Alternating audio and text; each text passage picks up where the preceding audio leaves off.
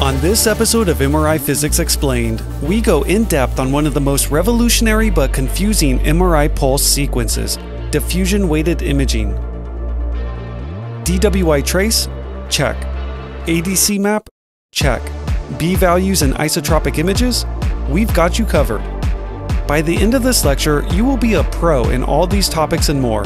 So join us as we embark on the journey that is diffusion weighted imaging.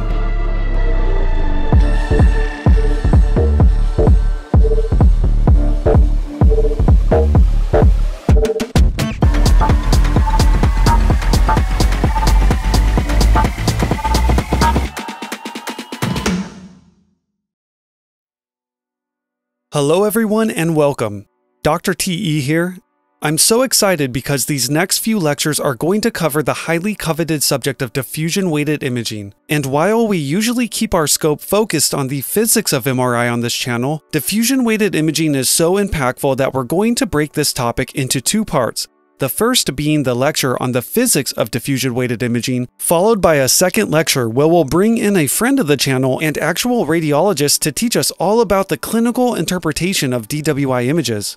I'll post the link to that lecture above when it comes out. And I'll warn you, we'll need to do quite a bit of conceptual groundwork to lay the foundation of these images we call our DWI Trace and ADC map, but if you hang in there, it'll all be worth it.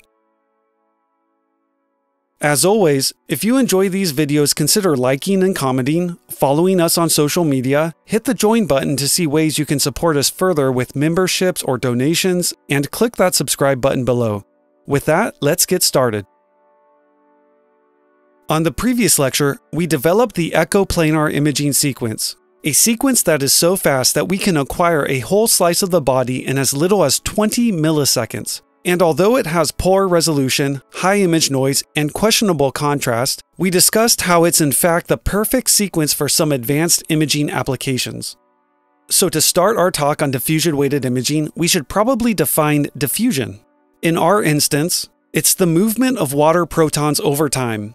You're probably most interested in this sequence because it's the gold standard for diagnosing stroke, among other things we'll discuss in part 2 of the lecture. So first we need to investigate what determines diffusion of a water molecule. Diffusion is dictated by what we call the diffusion coefficient, represented by this letter capital D, which comes from Fick's laws. This law states that the amount of substance moving through an area over time, which we call flux, equals the diffusion constant D times a concentration gradient driving the diffusion. Now this diffusion constant D is going to be determined by many things, including particle size, temperature, and viscosity, among others. And there are different types of diffusion occurring in the body. One type is what we call Brownian motion, which is the motion of a molecule due to random collisions with background particles, i.e. thermal energy, as shown in this graphic. There is also something called osmotic diffusion, a very important process in the body. Our cells are bags of water and molecules contained within a cell wall. On the other side of that wall is the extracellular space, which also contains fluid and molecules, usually at a different concentration than inside the cell. This creates differences in osmotic pressure, and the cell is constantly using pumps and transport channels to regulate the flow of water into and out of the cell. If it didn't, water would rush in and the cell could literally pop. Or alternatively, water could rush out, quickly making the cell shrink like an osmotic demyelination. Not good. Another form of diffusion is due to differences in hydrostatic pressure. For those who've taken physiology, you may have seen this graphic depicting how both hydrostatic and osmotic pressure differences drive fluid from the vessels into the cells and back again. High pressure blood on the arterial side is higher than the local osmotic pressure and drives fluid into the extracellular space and then into the cells. On the venous side, we have low hydrostatic pressure in the vessels, but high differences in osmotic pressure, driving fluid in the reverse direction from the extracellular space into the blood vessels. Pretty cool. Now, despite all these different types of diffusion driving water movement within our tissues, MRI cannot distinguish between these. It only sees the end result, the movement of water molecules, and we're going to show you why right now. So if we're going to develop an MRI sequence to detect water movement, we need a goal. In MRI, what we detect is signal, so we need to assess how water movement of protons can affect our signal. To do this, we are going to need a fast sequence, and there are several reasons for this. We don't want the reason our protons move to be because our patient moves in the scanner. We want it to be due to only diffusion if possible. We'll have to run this sequence multiple times, the reasons for which we'll cover shortly. And finally, we want to catch these signal changes quickly before differences in T2 decay rates within our tissues also contribute to differences in signal. We're also not concerned with creating beautiful images that can detect subtle pathology. We simply want to detect diffusion of water molecules. So to sum it up, we need a super fast sequence and we are not concerned with great image quality. Is there a sequence we may have covered in the past that fits this bill? That's right, our echoplanar imaging sequence that we conveniently covered in our previous lecture. The Ferrari sequence that's the fastest of them all at the cost of image quality. So we've solved the first problem of what sequence to use for this diffusion detection method, the echoplanar sequence. Now to the second problem. This sequence alone will not give us useful information about water movement. We need a way to link water movement with changes in our MRI signal, and I'm going to give it away because the answer is not intuitive. We do this through the use of gradient fields, so let's explore that idea now. For these examples, we're going to be using the gradient recalled echo sequence, where we make an echo emerge by applying and then reversing a strong gradient field, our frequency encoding gradient in this example. Link is above to that lecture if you'd like a refresher before we proceed. We're not worried about repeating the cycle or even the phase encoding gradient for this example, so let's clean this up. Let's just focus on this idea of, after our initial RF pulse, we apply a strong dephasing gradient along the frequency encoding direction, then quickly reverse it to make an echo. This would look something like this. We apply our RF pulse to flip the protons into the XY plane, and they precess in phase with each other, producing signal in our receiver coil. We then apply this dephasing gradient across the x-axis, forcing the protons to precess at different rates and causing dephasing along columns in the slice, which quickly decreases our signal. We then rapidly reverse this gradient, causing our protons to rephase with each other as they precess at different rates, and which makes our signal reemerge as this echo.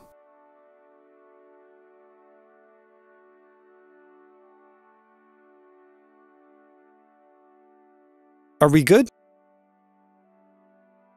So going back to the pulse diagram, here's a question for you. Consider this region here. What happens to our signal if water moves during this time? Let's find out.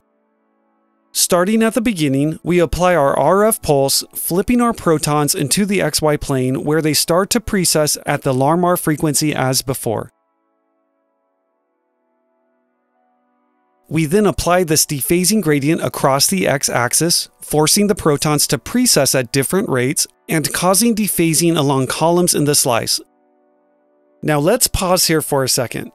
Let's say the group of protons in the top left voxel move in the x direction into the middle column at this point, after our dephasing gradient but before our rephasing gradient is applied. What do you think will happen to our signal when we apply this reversed gradient now? Let's find out.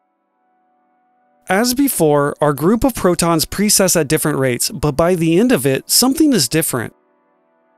The group of protons that moved in between gradients never fully rephase with the other protons, resulting in decreased signal. Let's recap this in a better format. So what did we just show? We applied equal and opposite gradient fields across the x-axis separated by time. In scenario number 1, there was no movement of water protons between the gradients, and no dephasing occurred, shown again in this animation.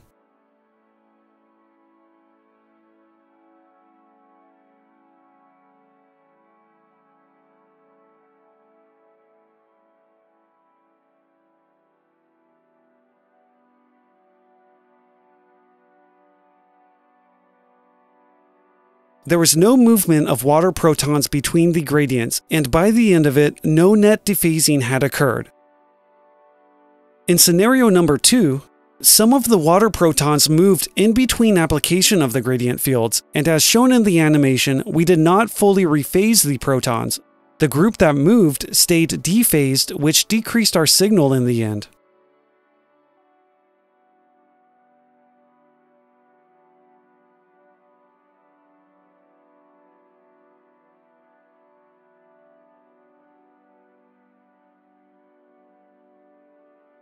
So from this little experiment, we've been able to show that movement of protons between application of equal and opposite gradient fields causes dephasing, decreasing our signal intensity. Here's another question. Does the distance the group of protons travel matter? Well, let's find out. Starting from the beginning with our RF pulse, we cause dephasing with our first gradient field.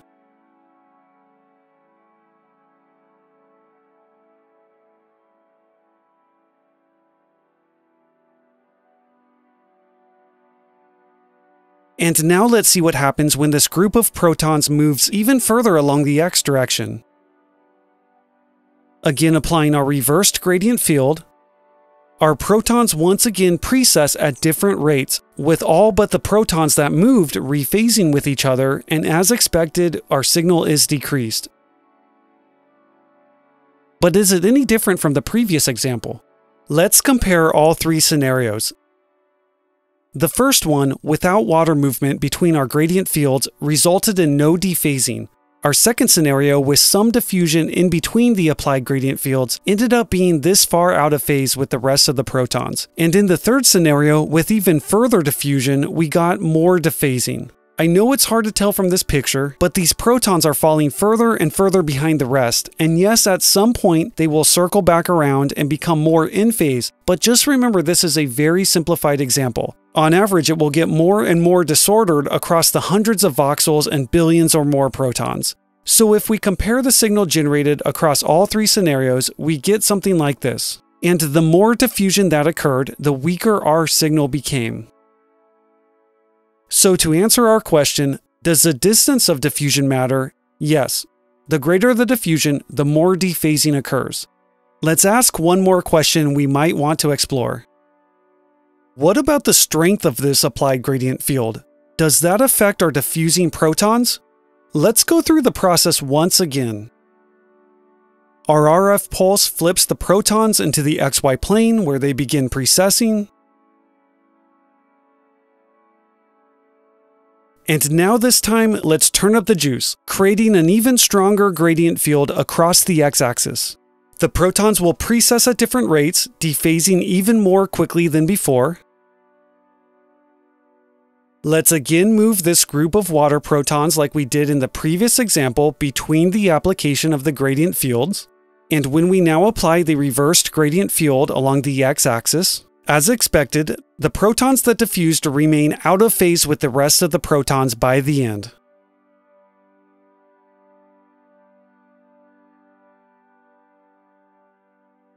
When compared with the scenario using the weaker gradient, the protons have fallen even further behind than the rest. They've actually been lapped, so to speak, as indicated by the red segment. And correspondingly, we get an even weaker signal when a stronger gradient field is applied. So does the strength of the applied gradient field matter? You bet it does. The stronger the gradient field and the longer it's applied, the more dephasing occurs to the water protons that moved. So we have developed some key relations between water diffusion, this idea of applied equal and opposite gradient fields, and our signal intensity. The movement of water protons between application of these gradient fields decreases signal intensity. The greater the diffusion, the more dephasing occurs, and the stronger and longer they are applied, the more dephasing occurs. So back to our goal, we have solved the second problem. To cause signal changes due to water diffusion, we will apply equal and opposite gradient fields. The next question is, where in our pulse diagram do we apply these? So remember, in the echoplanar imaging sequence, we sometimes refer to these initial steps as the spin preparation module, and this second region as the image formation module. The image formation module looks pretty busy, don't you think? Let's focus in on this spin preparation module. It looks like a quiet enough part of the pulse diagram that it might be a good time to add some additional gradient fields. We're going to need a new axis here for our diffusion gradients. What if we put those equal and opposite gradient fields here, flanking the 180-degree rephasing pulse? This seems like a natural place for them, but we have to make one slight correction. As we showed all the way back in the MRI echo lecture, this 180-degree rephasing pulse is inverting our spins, making those ahead in phase now behind in phase. It's complicated, but what it means is that this second gradient field doesn't need to be reversed. Our rephasing pulse is accounting for the reversal. We simply need to apply it again in the same direction. Now that that's out of the way, let's further describe the parameters of these gradient fields. We'll denote the height of this gradient field to represent its applied strength, little g. The length of the gradient field will be little delta and represent how long it's applied. And we'll use the capital delta to represent the time from when this first field is applied until when the second field is applied. From here, we can define a parameter called the B value, which equals this messy looking combination of field strength, duration it's applied, and time between the two gradients. This is the fabled B value of diffusion weighted imaging. As some of you may already know, a common B value for clinical MRI is 1,000 seconds per millimeter squared, and that number comes from a combination of the parameters we just discussed via the formula below. The pieces of the puzzle are starting to slowly come into place now, like the final episode of Westworld. The first season, of course.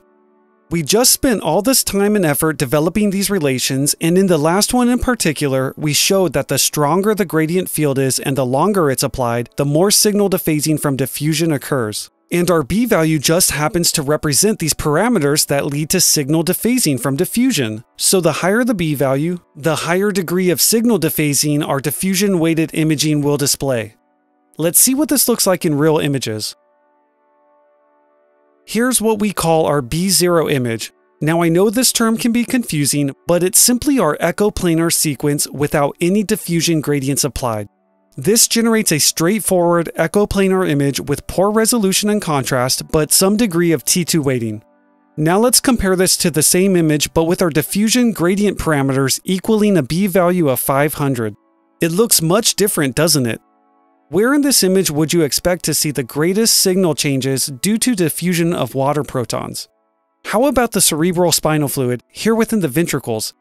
It's basically free-flowing water, so if any part of this image is going to show decreased signal due to movement of water, it's the CSF, right? And sure enough, we lose a lot of the T2 bright signal compared to the B0 image. How do you think the B1000 image will look? As predicted, any moving water will undergo even more dephasing and signal loss, and that's exactly what we see. The CSF fluid is basically black, with complete loss of signal. So you can see our theory holds up. The higher the B value, the more signal loss diffusing water will create in our image. So this is the final form of our diffusion weighted imaging sequence, where we apply these diffusion sensitization gradients on our backbone echoplanar imaging sequence. Sometimes this is referred to as the pulsed gradient spin echo sequence, or PGSE for short. Unfortunately, we're not done yet. We're missing one critical relationship between these gradient fields and detecting water diffusion, and it has to be a big one because we haven't even mentioned what you've probably all been wondering up to this point. What about this thing called DWI Trace and ADC? So here we go. In our examples so far, we've shown movement of water protons only along our x-axis. But let's not forget, these protons are contained within a three-dimensional slice of the body, a volume of matter, and can move not only in the x direction, but also the z direction and the y direction. So the question we need to ask is, does the direction of diffusion matter with respect to the direction of our applied gradient field? To answer this question, let's keep the direction of diffusion the same, but this time instead of applying our gradient field across the x-axis, we apply it across the y-axis, making protons between rows in the slice see a varying field strength this time instead of columns like in the previous examples. Let's see how this scenario plays out in real time. As always, we start with our initial RF pulse to get things started and our protons spin in phase to generate our initial signal. Now let's apply our diffusion sensitization gradient across the y-axis, causing our protons between rows to spin at different rates and dephase, once again causing our signal to disappear. Now let's see what happens when our group of protons diffuse like in the previous examples before we reverse our gradient. Our protons will once again spin at different rates between rows, but when we shut off our reversed gradient, our protons are back in phase with each other, including the group of water protons that diffused. This brings about a critical flaw, or benefit as we'll see later on, in our technique. We only see dephasing and decreased signal if the direction of diffusion is along the same direction as our applied diffusion sensitization gradient.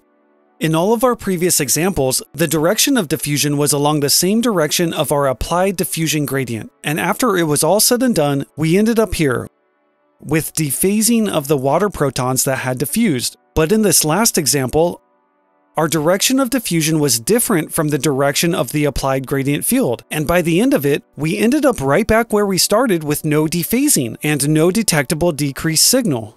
So in order to reliably detect diffusion, application of a single diffusion gradient won't suffice. Any water movement orthogonal, a fancy way of saying at right angles to our diffusion gradient, won't be detected at all. To solve this problem, we need to perform this sequence at minimum 3 times with a different orthogonally directed diffusion sensitization gradient each time.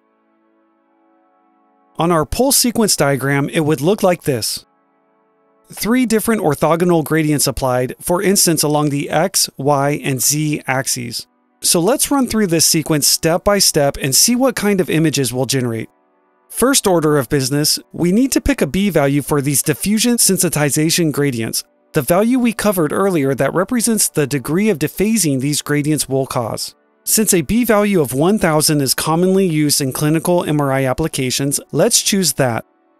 Next, we need to pick which direction we'll apply our first diffusion sensitization gradient across our slice. Let's choose the x-axis for this first run. Starting from the beginning, we apply our initial RF pulse during our slice select gradient as usual to get the process going. We then apply our diffusion sensitization gradient across the x-axis before and after our 180-degree rephasing pulse to detect any water movement with a component occurring in the x direction. This is then followed by our typical image formation module. If we do these steps, we'll produce the following image. Let's quickly compare this with our B0 image to make sure our theory is holding true. This is our B0 image, the one without any diffusion gradients applied, and you can see that at baseline, it's consistent with a poor quality echoplanar image with T2 weighting.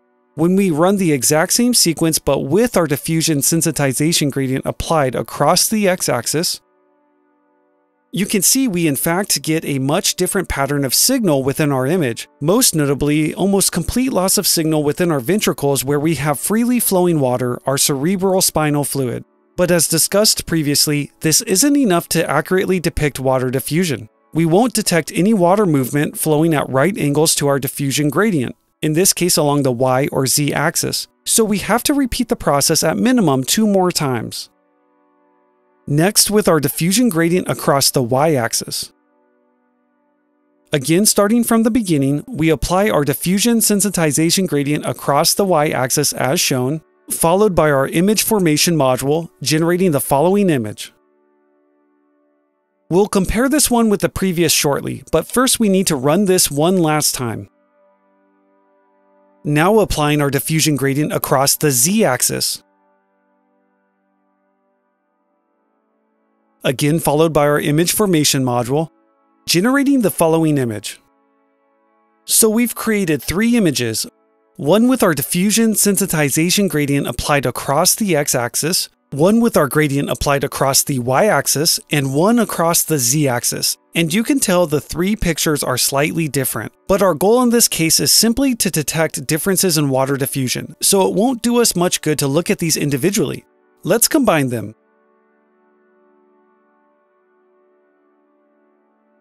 and take an average, specifically the geometric mean, the reason for which you'll see shortly, and which is a little different from the arithmetic mean, but an average nonetheless. And we call this averaged image our DWI trace. Aha, now we're getting to something familiar. Our DWI trace is the average signal from our individual diffusion-weighted images and represents the average degree of dephasing and signal loss from water movement. A lot of institutions don't even include those individual diffusion-weighted pictures in the PACS system and make only the DWI trace image available for viewing, but rest assured, all the raw data is there. You can't generate a DWI trace without the raw data. You might be wondering where this term trace comes from and what does it mean? It comes from linear algebra, the trace or sum of the diagonal elements of a matrix, and is one of those things that you just have to memorize. I probably would have given this a more friendly name, such as the mean DWI, but like many things in MRI physics, we just have to live with what people decided on a long time ago. Another important point of confusion to clarify. This is sometimes called the isotropic or B1000 image. B1000 referring to that common B value of the gradients we pick for our diffusion sensitization gradients, and isotropic meaning we can't tell the direction of diffusion because we averaged it all out. Isotropic is a fancy Greek word derived from isos meaning equal and tropic meaning direction. Isotropic, equal in all directions. So when you look at this DWI trace image, what it represents is the baseline degree of water diffusion throughout the brain parenchyma. In this example, normal, healthy brain tissue. Remember, freely diffusing water should have little to no signal, as we see in our ventricles. Conversely, if we have abnormally decreased water movement within the brain tissues, we will see abnormally increased signal in those regions compared to the surrounding normal brain tissue. We refer to this as restricted diffusion, which is very important clinically as certain pathologies cause restricted diffusion within the brain. We'll go into complete detail on this in the next lecture, but we're not done here yet. We're missing a major sequence you are all probably aware of, so let me ask this question. Does restricted diffusion look bright on our DWI trace image? The answer is yes. Now let's ask the flip side of that question. Does bright signal on the DWI trace image equal restricted diffusion? And the answer is no, it does not. We cannot call restricted diffusion based on the DWI trace image alone. What we need to do is calculate the actual diffusion coefficient from the signal within each voxel of this DWI trace image. That pesky diffusion coefficient we talked about from Fick's law, from which we can assign a color scale to based on its value to visually show true degrees of diffusion. So warning. This is going to involve math, but I want to prove to you that what we call this ADC map is not a true image, but a visual representation of a purely mathematically calculated value. This is your chance to skip ahead to the end result if the pure sight of math makes you sick like it does me. To start, we need a formula that relates signal to a diffusion coefficient, and this is it. S equals S0 e to the negative b times d. With S representing the signal we generate when we run the sequence with the applied diffusion sensitization gradient, S0 representing the signal we generate running the sequence without a diffusion sensitization gradient, what we call our B0 image, again with B0 being a fancy way of saying there are no diffusion gradients applied. The letter B in this equation being the B value we previously talked about, a value representing the intensity and duration of our applied diffusion gradients. And finally, the letter D representing our diffusion coefficient, what we want to calculate. We can tell from the variables we have listed here, the only unknown is this D value.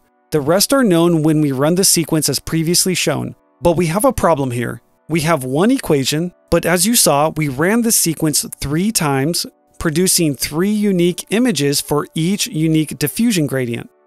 So in fact, we need 3 equations, one for each direction we apply these diffusion gradients.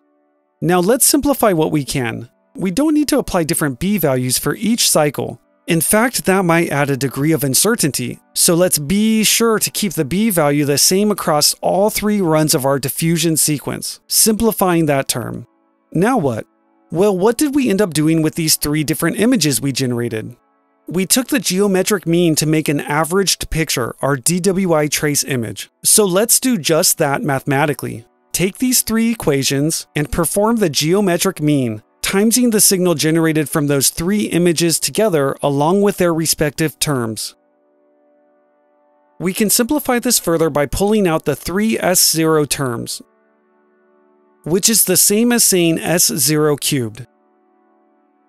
We can further simplify by combining these exponentials using fancy arithmetic, which again can be simplified by pulling the b's out.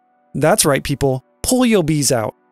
We finally complete the geometric mean by taking the cubed root of both sides. Now this term on the left is the mathematical definition of our DWI trace image, the geometric mean of the signal from our three diffusion sensitized images. The right side of the equation can be simplified further as follows. And check this out, we end up averaging our diffusion coefficients in the process. We average the signal and our math produces this average diffusion coefficient, losing any information on direction of diffusion in the process. We call this term the ADC, which stands for the average diffusion wait a second. Not again. Can't we just name things for what they are, people? So the name picked back in the day for this is the apparent diffusion coefficient, because apparently we have a problem naming things sensibly, and apparently you cannot tell the direction of diffusion from this averaged value. But don't be fooled. This represents a calculated average diffusion coefficient for each voxel of the image. If we do just a little more arithmetic, bringing our S0 term to the left side of the equation, followed by taking the natural log of both sides, which simplifies the right-hand side. And finally, dividing each side by -b, we get the final form of the equation. Our average diffusion coefficient equals the natural log of our DWI trace signal divided by our baseline S0 signal, and all of that divided by our -b value. If we run this math on every voxel of our DWI trace image, we can calculate an average diffusion coefficient for each voxel and assign a standard color scheme to it to produce our ADC image. So for comparison, we have our DWI trace image on the left and our ADC map on the right, with the DWI trace image representing our average signal with applied diffusion gradients and our ADC map representing the corresponding calculated average diffusion coefficient for each voxel.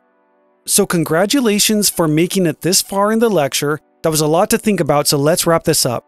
We now have in our hands, or should I say head, the knowledge of how these two images that define diffusion weighted imaging are created, and the theory behind them. So how do we clinically interpret them to diagnose pathology and save lives? On the next episode of MRI Physics Explained, we bring in a special guest lecturer, an actual radiologist, to help us understand how to properly interpret these diffusion-weighted images.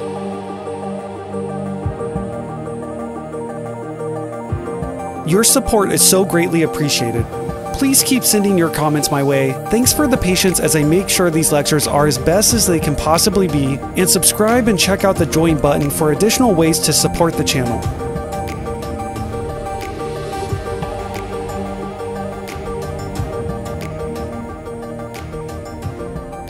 Thanks again for watching. This is Dr. TE, signing off.